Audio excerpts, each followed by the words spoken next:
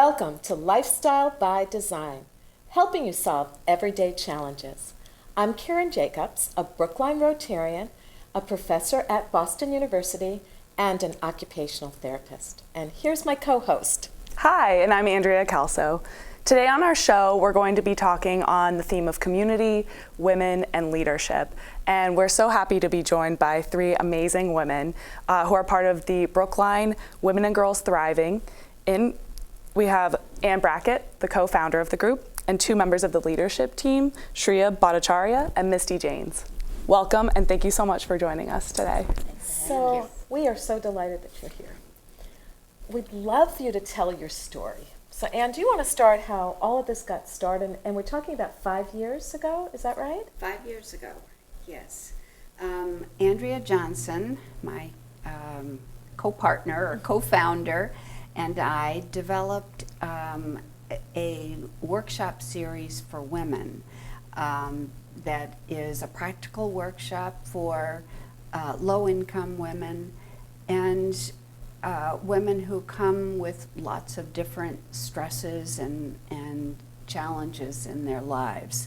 And it's a very practical kind of thing where we learn skills such as self-care, stress reduction, assertiveness, positive self-talk, those kinds of things.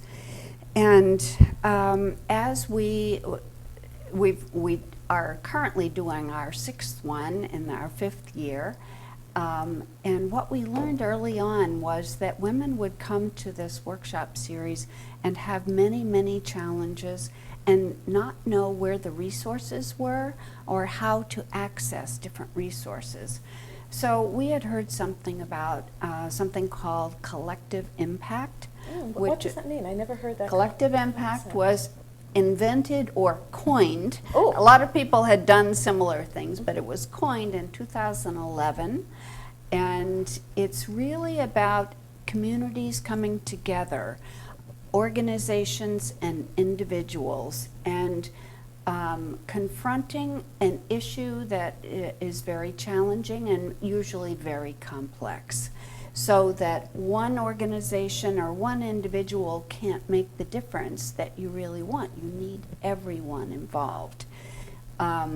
So we learned about that, and we decided, well, we're going to see if we can get something like that started in Brookline. So we started off by a needs assessment, and it's how I met Misty the first time. She was in a focus group, and we did focus groups and interviews with about 120 different people in the town, service providers, low-income women, girls, the whole works, to find out what were the needs, because you don't often think about all those needs out there in Brookline, but we were hearing about them all the time.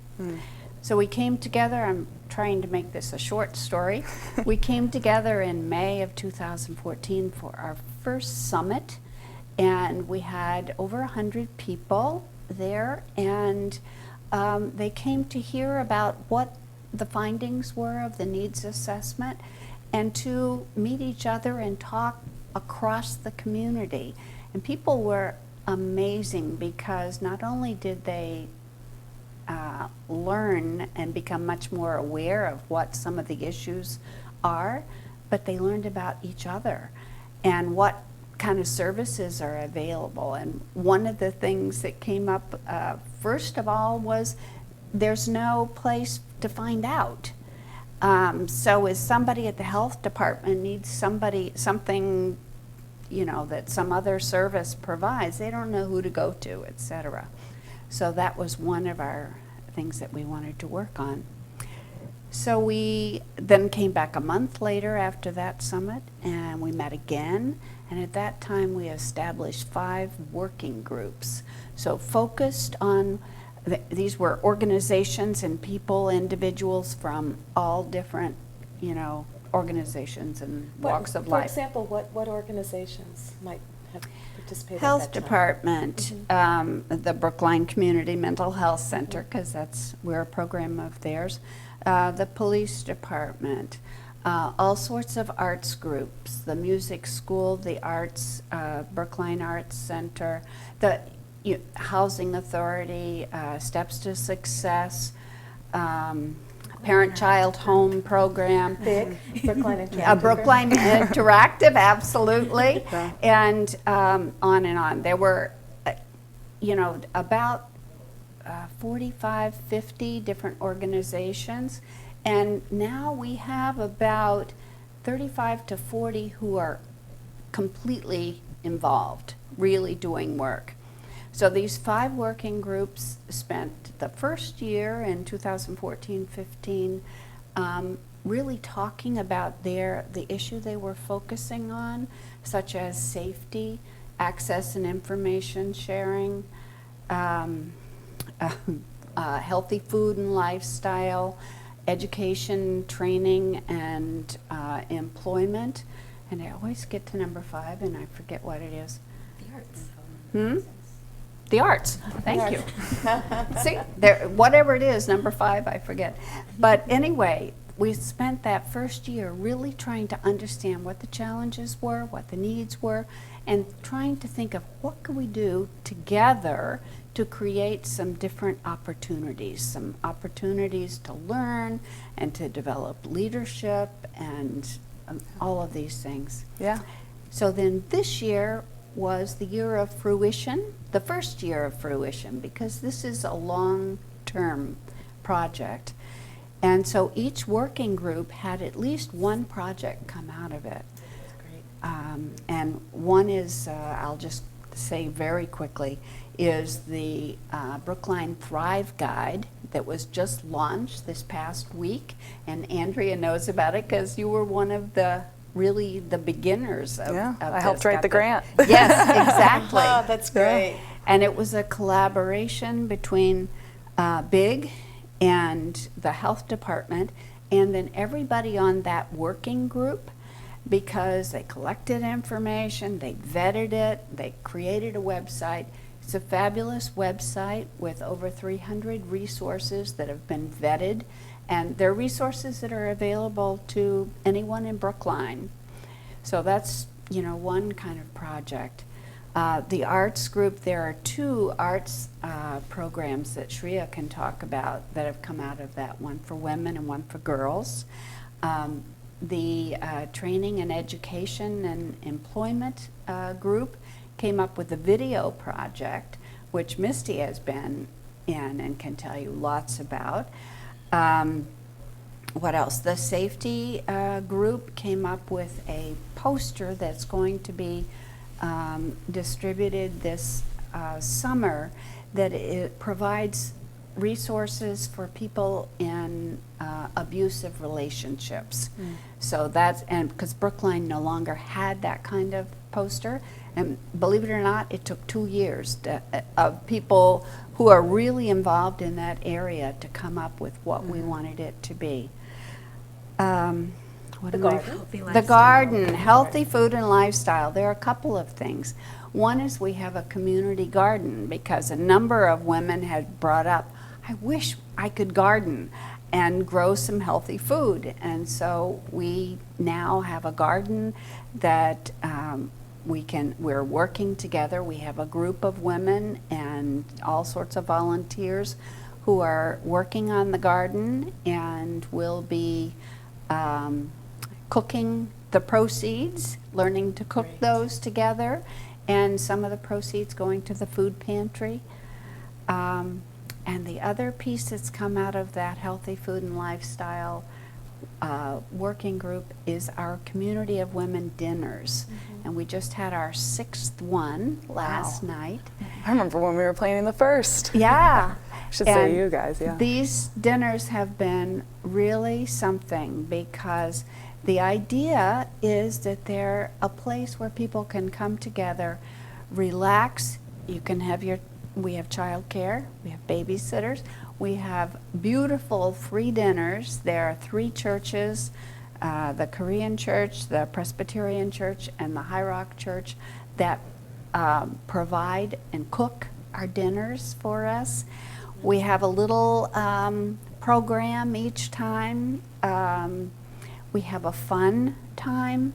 We have a woman by the name of Shelby from the rec department who comes, and she's a recreational therapist.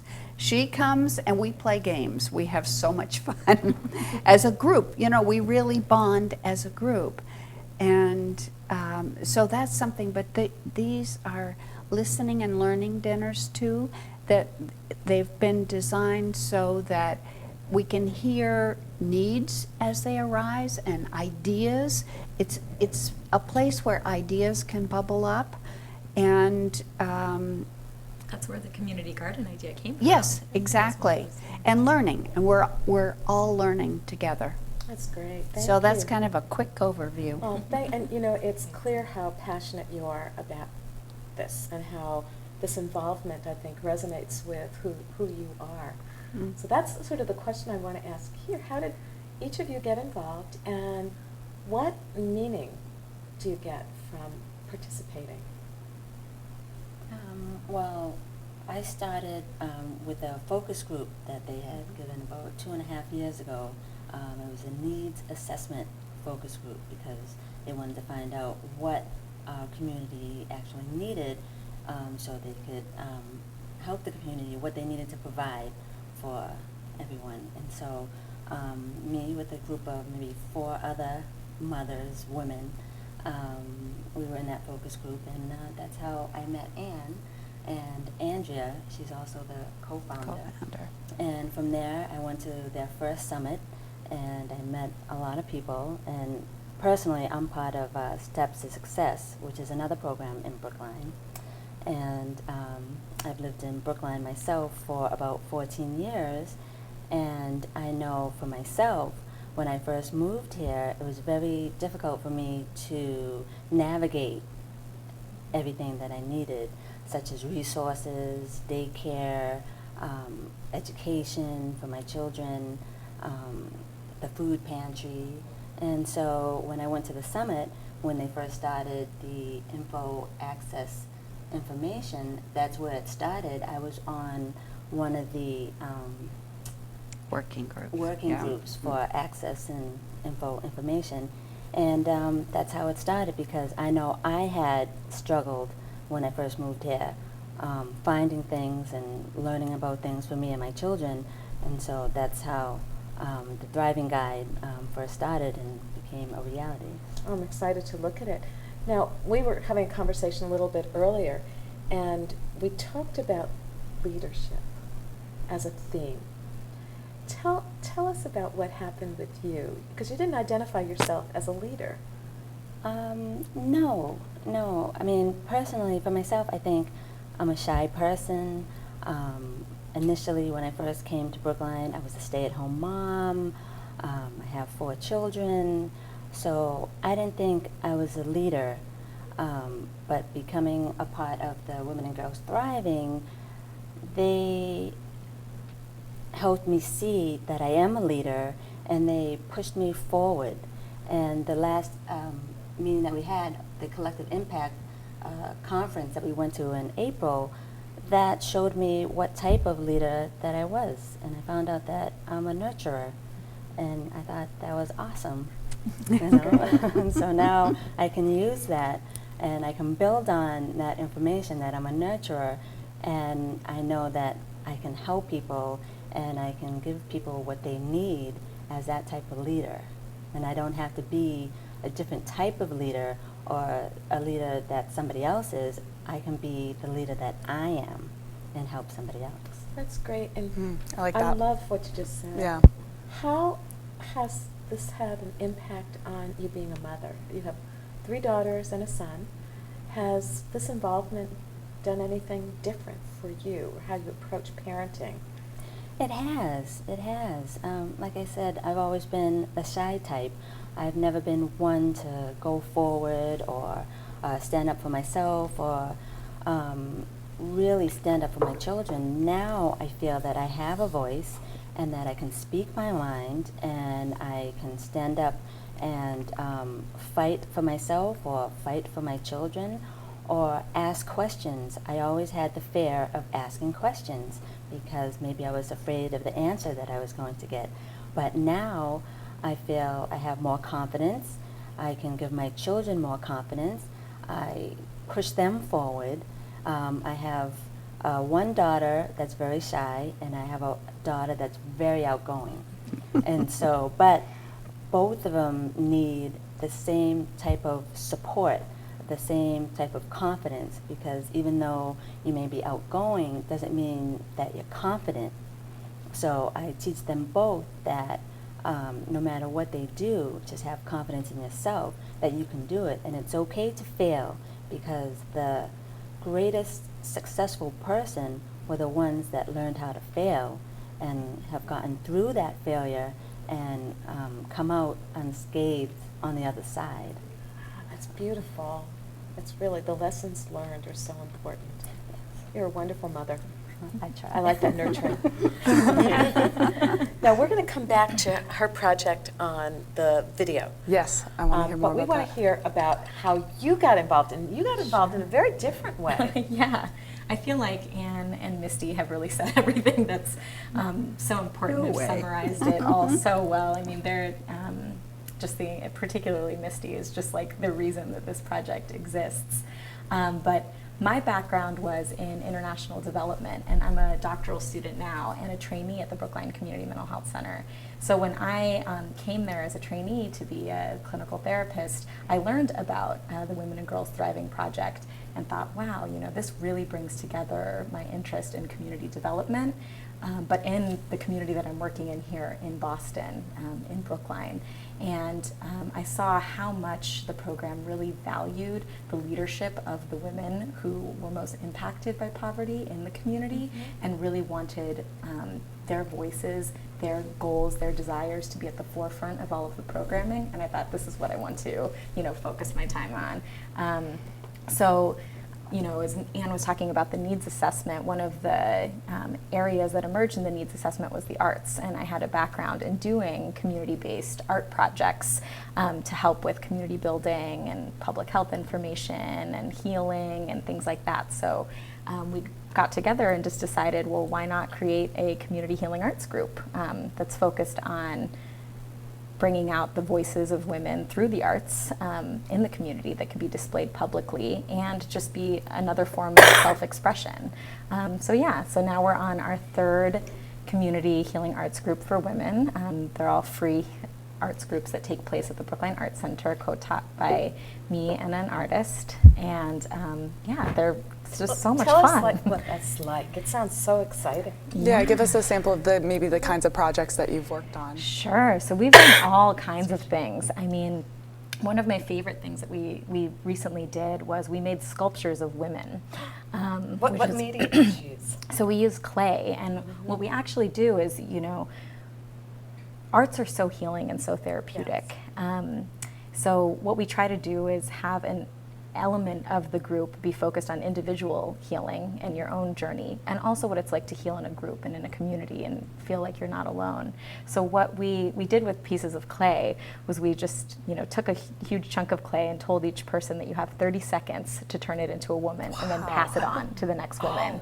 And then everyone's woman evolved based on the touch of the other women in the group, and then you got your woman back at the end after every person in the group had a minute to just put their hands in it, and then you got to finish it off. And we talk about all the parallels that has in the world, the importance of letting others touch your life, but then creating boundaries as well, and getting to kind of have power and agency over your own body and yourself and your narrative. And so we talk about different powerful themes like that, and just do it all through the arts. That's great. How many people would show up for something like that, and how can people get involved? Yeah. It's just, I'm excited. I'm an occupational therapist, so Yeah. I'm going to remember that activity. I'm getting so lots. I I'm know. excited. We can do some activities together. Love that. So people heard about it lots through word of mouth. Therapists at the Brookline Mental Health Center telling their clients about it, flyers being up in all the housing developments at the health center. Each time we've run the group, about like 15 people have expressed interest, and we can only accept 8. So we're always full every time with a waiting list usually. And where are you holding those sessions? So they take place at the Brookline Arts Center. Oh, I love that place. What a Yes. great place. Yeah. So many great resources. So they're Yes. part of this whole collaboration. Yes. That's great. We have many, many, many collaborators. Oh no, it's Yeah. wonderful. Yeah. It's wonderful. Yeah. So for you, what meaning are you? You sort of said it, but what meaning are you getting out of being part of this? Yeah, well, I mean, I think that it's like twofold. I mean, I think it's partially so great as a student to be a part of the Women and Girls Thriving community. I think it's an incredible learning experience for me. And the fact that I've just been so welcomed and I've been helped in my own professional development. And we all constantly learn from Shreya. So that's been one huge element of it. And then I think the other part that's just so cool to be a part of is a evolving project. I think that so many projects can get stuck in, you know, what their initial mission was and their initial, you know, objectives. And sometimes those get outdated. And one thing I think that the Women and Girls Thriving Project is really good at is paying attention to what the immediate needs are, what the immediate energy is, you know, what the immediate goals of the women that they're, you know, working together with to create this project. And I think that that's just really important. And I feel like I'll carry this experience with me through any of the future work that I do, and I hope to continue to be involved even when I'm done with my training here. Oh, that's great. I like what you said about constantly evolving, and I can remember back to some of the first meetings and first learning about the concept and how everyone come together. And I think it was really incredible to see, you know, as Anne said, it is a long process, that first year really getting to know each other and listening, and then see it come to fruition. But I think it's a real testament to how much I think people are listening and are able to put action to that as well. I remember my own personal experience being surprised at how much, even kind of coming from an organization where I felt fairly connected, I was learning about what else was going on. And I think that sentiment was shared by a lot of other organizations. So it was enlightening to realize you think you know what's going on, you think you know the community, and then you realize, oh, but I don't actually know that person across the room, and we could be helping each other, and we could be working together more. And I think that has, for me, was a very awesome part of the experience. Sort of eye-opening, right? Yeah, Yeah, definitely. absolutely. Yeah, and even if you think about the, Shreya also facilitates a girls program in arts, and that came from the Arts Working Group. The Arts Working Group is the Arts Center, the Mental Health Center, the Brookline Music School, the Art Barn Community Theater, the Commission for the Arts, several artists, and a poet. Am I leaving? I think that's, yep. But it could the be. kind of synergy that you get when those people who It's kind amazing. of, they knew, you know, I remember Chloe from the Art Barn and Betsy from the music school. We have to talk after the first meeting. We have to get to know each other. And that's what happens, is people know each other, and then they're working to do something, create something together.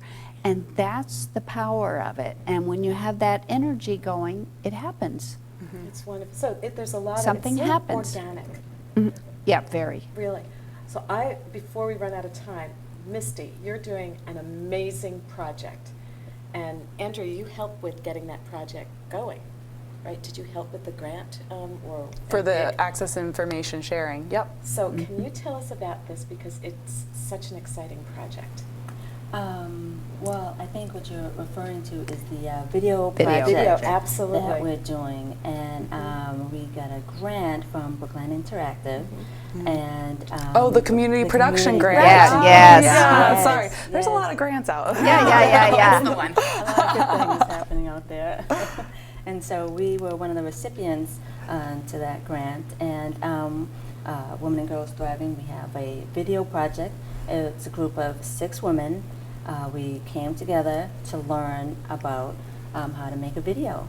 And the subject of the video is employment, and not just how to get a job, but about our experiences, our struggles with employment, our job experiences, like when our first job was, and how we came to get that job, you know, that sort of thing. And so, but we learned about each other. It was more than just learning about employment or talking about employment. We learned about each other, and we found out how we had the same types of struggles, and how our struggles will help other women, especially other young women who are going through the same struggles, can get through those struggles and be successful and get that job that they want, or career, or education that they want, and get on that, I don't know, road to, I don't know, success. Yeah, that's great. With the video project, so you said you're learning how to produce a video. So not only are you coming up with what it's going to say, but you're really creating how it's saying it. Yes. That's great. And you're interviewing, like you're in pairs, is that right? Or Yes, we're learning how to interview each other. We're learning how to be interviewed. So we're learning not only being in front of the camera, but behind the camera as well. And 3 of the ladies have learned how to edit the film that we have. That's So incredible. it's almost finished. I- 2 more and- weeks. and it's Wow. going to get released, and there's going to be a screening of it? Yes, June 21st. Wow, that's going to be great. That's amazing. So on the website, would they find information about that, about the screening? How will people learn about it? About the screening, I think this first screening is for friends and family. Oh, okay. And then in the fall, we would like to do an event, probably at Big, and do an additional screening. And we've talked about a lot of different things, but having the community come and have all kinds of conversations about what we've heard. Oh, that's great. So the future. You make it sound so ominous. If you could just vision anything, you know, what would you see happening? You know, the sky's the limit. What, you know, and it sounds like everything's sort of organic and the energy, but what is something that you want, you know, you need to have happen? Well, for me, I suppose it's just being able to go anywhere in the town of Brookline and have people know one another. You know, just to go down the street and say, oh, hello, so-and-so. You know, to have more people get together on more community events. The police officers, the firefighters, different organizations, the public schools of Brookline, Brookline Housing. I think my dream is to have more organizations come together in community events. Not that we're trying to fundraise for anything, but just to come together and have a good time. Oh, I know where you have to go. The Rotary Pancake Breakfast. Yes, I have been there. It's Oh, awesome. I was flipping the love it. pancakes. You didn't see me because I was making pancakes with some other people. They were delicious pancakes. by Thank the you. way. That's a beautiful vision. That's great. Anybody else with a vision before we? Yeah, close? definitely. I love that you asked that question. I think about it a lot. I think so much, like the idea of there being a strong sense of community. I feel like that is one of the most important things I hear people talk about. Like the clients that I see at the mental health center that are involved in Thriving, the women that are part of the arts group, everyone talks about the importance of not feeling alone. I think connected to that, one vision I have for the project is that the people who will be facilitating and running these groups, and you know, the person who will be the next Anne or the next me running an arts group will be one of the women who initially benefited from it. Yeah. Because I think with the larger goal of combating poverty in Brookline and wanting to enhance leadership, I mean, it makes so much sense to, you know, put power and funds in the hands of the people that we hope that this programming supports. So That's fabulous. Yeah. Great. I'm sure it's going to happen. I believe so. Yeah. And I would just add, creating those opportunities and the leadership opportunities and shared across the community. That's, what my vision That's is. great. Well, we're hoping that this episode of Lifestyle by Design will help that. Yeah. So We're so grateful that you were able to join us are. tonight and that we were able to learn about all of the amazing work that you're doing and all the other people that you're working with. And it's really nice to know that there is this larger group that's sharing it, but that anyone can get involved. And so wanted to share with our viewers, if you want to learn more about it, you can learn more about the Thriving Group at brooklinecenter.org/thriving. We mentioned the Thrive Guide that just launched last week. You can access that at thriveguidebrookline.org. So please, if you're interested, look into those resources and consider joining. As you've learned today, there is an opportunity for Many everyone. opportunities. Yeah, everyone and anyone. it's fabulous. So this is really great. And I also always share at the end of each episode that we're able to do this program as a part of a program at BIG called Thursday Night Live. And it is a great way if you have an idea of show or a message that you want to get out to the community. This is a way that you can take part in that. So we're so grateful that we have the opportunity to do that and to meet wonderful people and share that information with you. We want to thank everybody for being with us tonight. Yeah. Thank you. Thank you. And thank you for joining us as Thank well. you.